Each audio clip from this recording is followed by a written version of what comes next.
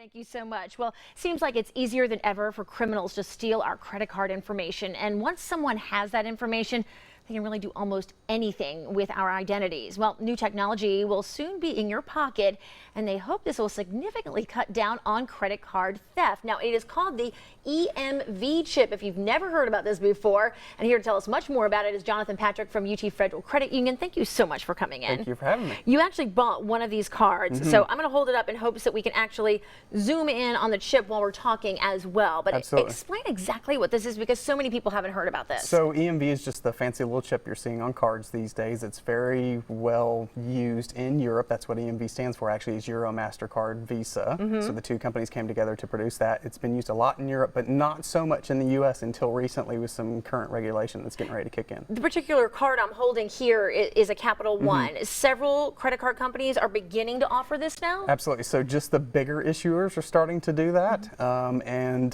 then other issuers along the way are trying to decide if they want to take the risk with the additional fraud that may happen or just go ahead and issue EMV. All right, so let's explain exactly how this works, what the risks are, and how this is different than other fraud protection things that we've tried in the past. Right, so the use of a card that you're used to would be the mag strip on the back, that kind of plastic strip on there. And the problem with that was it contained all the information that a fraudster needed to go ahead and commit fraud on your behalf and use your card to buy something.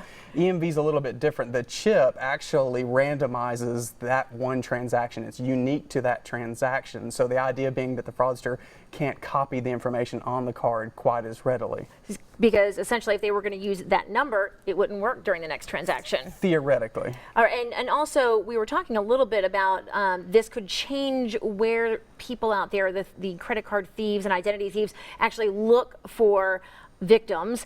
Right now they seem to go online, but you said this could change things. Well, it possibly. What we're seeing in the financial industry is that the card is definitely going to change things in person. So when you're at a store, you're at a retailer, you're using that card, but we'll probably see the thieves shift from some of the tactics that they use to copy card data there, like passing by with a scanner or something like that, to where they will move to what's called card not present, where they're committing more fraud when your card isn't in hand. They're just using your information. Do consumers have to pay for this extra level of protection? Typically not. This is just the issuer's choice, so the financial institution that you work with, whether they want to issue these cards or not and reduce the fraud on their behalf because of the zero liability typically with credit cards. I've got to ask you real quickly, this is not, the silver bullet. This isn't going to solve everything. So what else should consumers do to really protect themselves? Well, so the next thing we're seeing in the industry that's coming is called tokenization. So the easy way to explain it would be Apple Pay. So you're using your device and you're using it, and the reason that's better, we think, is because not only is it unique, but when an EMV transaction passes through all the different parties that are involved, some of those parties can actually see the information. With tokenization, only the end and the beginning users actually see it. And then on top of that, think of Apple Pay, if you've ever used it, uses biometrics with your finger. Right.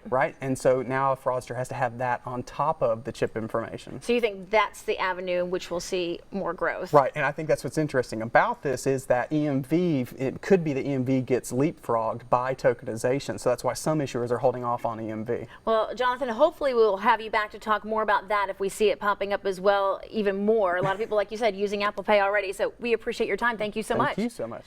All right, everyone.